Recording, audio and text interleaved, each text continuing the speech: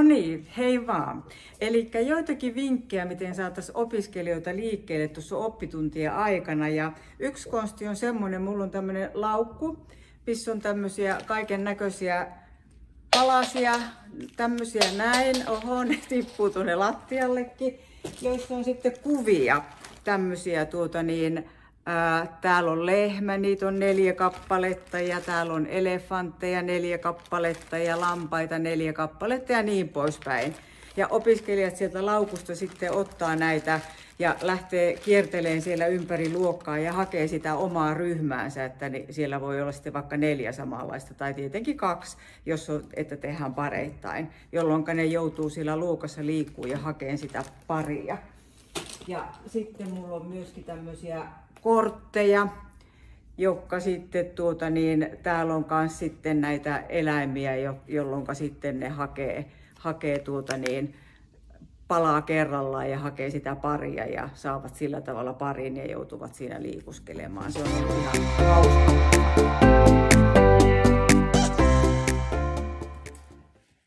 Hei, minä olen Minna Talvitie, hoitotyön lehtori ja tulen sosiaali- ja terveyspalveluiden yksiköstä. Minun vinkkini liikkuvan opiskelun lisäämiseksi tulevat tässä. Sisällytän opetuksen alkuun ja tauotellen luentojen aikana muutamia aktivoivia liikkeitä. Saatan usein pyytää myös opiskelijoita keksimään liikkeitä, joita sitten opiskelijan opastuksella teemme. Opiskelijat ovat kyllä innokkaasti liikkeitä keksineet ja lähteneet mukaan tekemään liikkeitä. Minun lempiliikkeeni ehdottomasti ovat erilaiset ranganaukaisuliikkeet ja puolikyykystä varpaille ylösnousut. Puolikyykystä ylösnousut voi hyvin tehdä esimerkiksi tuolilta istuen ylös seisomaan nousten. Katsotaan paria käyttämääni liikettä. Tuo kädet 90 asteen kulmassa eteen yhdessä ja vie ne yhtä aikaa taakse niin, että lavat ottavat yhteen. Ja tuo rauhassa eteen ja vie rauhassa taakse ja tuo eteen. Aina muutaman kerran ja niin, että tuntuu hyvältä. Hyvä. Seuraavaksi usein pyydän opiskelijoita laittamaan kädet ristiin ja viemään kädet ylös ja venyttämään kylkiä rauhassa puolelta toiselle.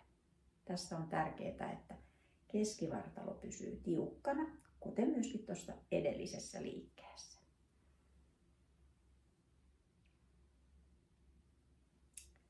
Ja vielä kerran. Hyvä. Puolikyykystä ylösnousussa pyydän usein opiskelijoita pysymään hetken siellä kyykkyasennossa niin, että reisi ja pakaralihas jännittyy ja sitten sieltä noustaan ylös varpaille ja pysytään varpailla hetken aikaa. Ja sitten taas mennään kyykkyyn ja ylös varpaille. Tarvittaessa opiskelija voi pitää esimerkiksi pöydästä tai tuolista kiinni, jotta tasapaino säilyy. Hyvä. Toinen vinkkini koskee ryhmätöitä, joita usein teemme seisoen tai ryhmässä luokassa liikkuen. Työn tuotoksia teemme myös luokan taululle. Olen lisäksi lisännyt itselleni näihin PowerPoint-esityksiin tällaisia taukoa kuvaavia slaideja, jotka muistuttavat tauottamaan riittävän usein opetusta. Ja viimeiseksi pyrin itse näyttämään esimerkkiä ja pidän seisoen tai luokkahuoneessa liikkuen opetuksia. Välillä pyydän myös ihan spontaanisti opiskelijoita nousemaan ylös kanssani ja osallistumaan seisomaan. Moi kaikille! Nimi on Toni Männistö ja toimin tietojen käsittelyn tutkinto-ohjelmassa tutkintovastaavana ja lehtorina. Mulla on teille opiskelijoiden liikuttamiseen sellainen vinkki, että pitäkää henkilökohtaiset keskustelut opiskelijoiden kanssa kävelykeskusteluina siellä Kaupin luontomaastossa. Ja nyt jos mietityttää siirtymiset sitten sieltä kampukselta sinne Kaupin luontomaastoon, niin tehkää vaikka sillä tavalla, että pidätte 3-4 keskustelua peräkkäin ja pyydätte opiskelijoita siirtymään jo valmiiksi sinne luontokohteen äärelle, niin siitä on sitten helppo lähteä luontopoluille ilman siirtymisiä sieltä kampukselta erikseen jokaisen opiskelijan kanssa. Me ollaan pidetty nyt näitä tietojen käsittelyn tutkinto-ohjelmassa uuden opiskelijan keskusteluina ja esimerkiksi viime vuoden syksyryhmästä mulla osallistui näihin kävelykeskusteluihin 10 opiskelijaa. Ja he olivat erittäin tyytyväisiä, että pääsevät irti hetkeksi aikaa tuolta sisätiloista ja ovat kyllä kovasti pitäneet näistä ulkokeskusteluista ja ovat kokeneet, että niissä on mieli virkistynyt ja muutenkin keskustelutilaisuus opettajan kanssa on ihan erilainen verrattuna sitten sisätiloissa toteutettavaan keskusteluun. Ei muuta kuin kokeilemaan rohkeasti ja siitä se lähtee, kun kynnyksen ylittää ensimmäistä kertaa, niin huomaa itsekin, kuinka itsellä sitten myös samalla mieli virkistyy ja tulee päivän liikunta-annostakin sitten jo työpäivän aikana.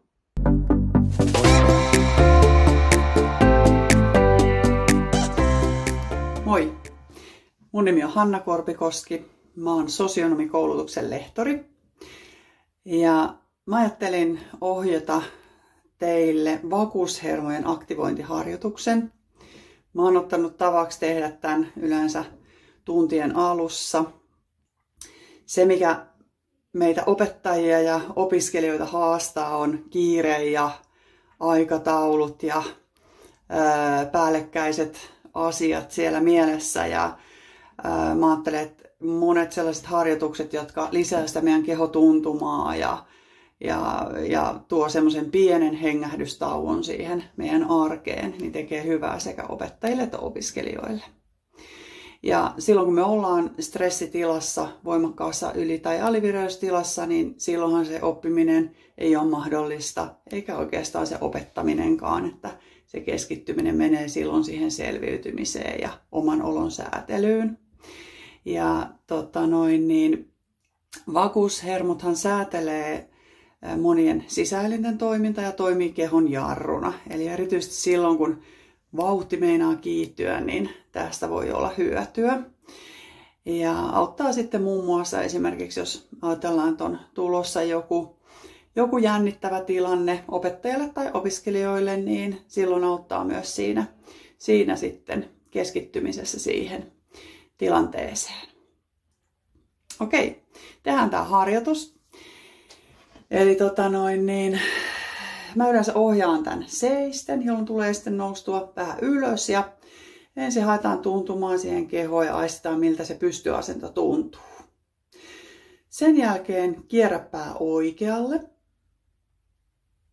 tuo pää keskelle, kierrä pää vasemmalle ja keskelle. Hyvä. Jätetään katse siihen keskelle, pää keskelle, kierrä pelkästään silmät nyt oikealle. Sen verran kun hyvältä tuntuu, älä pidättele hengitystä. Odottele haukotusta tai huokausta. Ja kun haukotus tai huokaus tulee, niin palauta katse keskelle.